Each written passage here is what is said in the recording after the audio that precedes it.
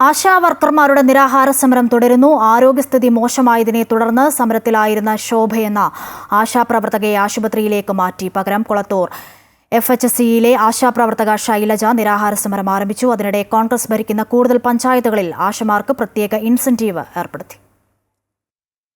ആശാവർക്കർമാരുടെ നിരാഹാര സമരം 6ാം ദിവസത്തിലേക്ക് എത്തുമ്പോഴാണ് സമരത്തിലുണ്ടായിരുന്ന ഒരാളെ കൂടി ആരോഗ്യസ്ഥിതി മോശമായതിനെ തുടർന്ന് ആശുപത്രിയിൽ പ്രവേശിപ്പിച്ചത്. സമരത്തിന്റെ 3ാം ദിവസം ആശുപത്രിയിൽ പ്രവേശിപ്പിച്ച ഷീജയ്ക്ക് പകരം സമരമേറ്റെടുത്ത ശോഭയെയാണ് വൈകുന്നേരത്തോടെ ആശുപത്രിയിലേക്ക് മാറ്റിയത്. ശോഭയ്ക്ക് പകരം കുളത്തൂർ FHSCയിലെ ആശാപ്രവർത്തക ശൈലജ നിരാഹാര സമരം ആരംഭിച്ചു. കേരള ആശാ ഹെൽത്ത് വർക്കേഴ്സ് അസോസിയേഷന്റെ സംസ്ഥാന ജനറൽ സെക്രട്ടറി MA ബിന്ദുവും പ്രവർത്തക KP തങ്കമണിയും 6ാം ദിനവും നിരാഹാര സമരം തുടരുകയാണ്. അതിനിടെ സംസ്ഥാനത്ത് കൊല്ലം, തൃശൂർ ജില്ലകളിലെ കോൺഗ്രസ് ഭരിക്കുന്ന ഓരോ പഞ്ചായത്തുകളിൽ ആശാ വർക്കർമാർക്ക് പ്രത്യേക ഇൻസെന്റീവ് ഏർപ്പെടുത്തി. സംസ്ഥാനത്ത് കോൺഗ്രസ് ഭരിക്കുന്ന പഞ്ചായത്തുകളിലെ പ്രസിഡന്റുമാർക്ക് KPCC ഇത് സംബന്ധിച്ച ഉടൻ നിർദ്ദേശം നൽകും. അതേസമയം ആശാ സമരം നടത്തുന്നത് ഒരു സ്വതന്ത്ര ട്രേഡ് യൂണിയനാണെന്നും സങ്കുചിത രാഷ്ട്രീയ താൽപര്യങ്ങൾ വെച്ചുകൊണ്ടല്ല SUCI ജനങ്ങളിൽ ഇടപെടുന്നതെന്നും SUCI സംസ്ഥാന ജനറൽ സെക്രട്ടറി ജെയ്സൺ ജോസഫ് പറഞ്ഞു. അപ്പോൾ കക്ഷി രാഷ്ട്രീയത്തിന് അതീതമായ, ട്രേഡ് യൂണിയൻ രാഷ്ട്രീയത്തിന് അതീതമായ ഒരു യോജിപ്പ്, ഒരു ഐക്യം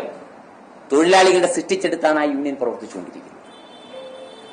അത് SUCIയുടെ സമരം എന്ന് പറഞ്ഞാൽ SUCIയുടെ കൊടി വെച്ച് നടത്തുന്ന സമരമാണ്. SUCI അത്തരം സമരങ്ങൾ സംഘടിപ്പിക്കാറുണ്ട്. പാർലമെന്റ് മാർച്ചും സെക്രട്ടേറിയറ്റ് മാർച്ചും അത്തരത്തിലുള്ള പ്രക്ഷോഭ പ്രവർത്തനങ്ങൾ നടത്താറുണ്ട്. ആശാ സമരം നയിക്കുന്ന ഒരു സ്വതന്ത്ര ട്രേഡ് യൂണിയൻ.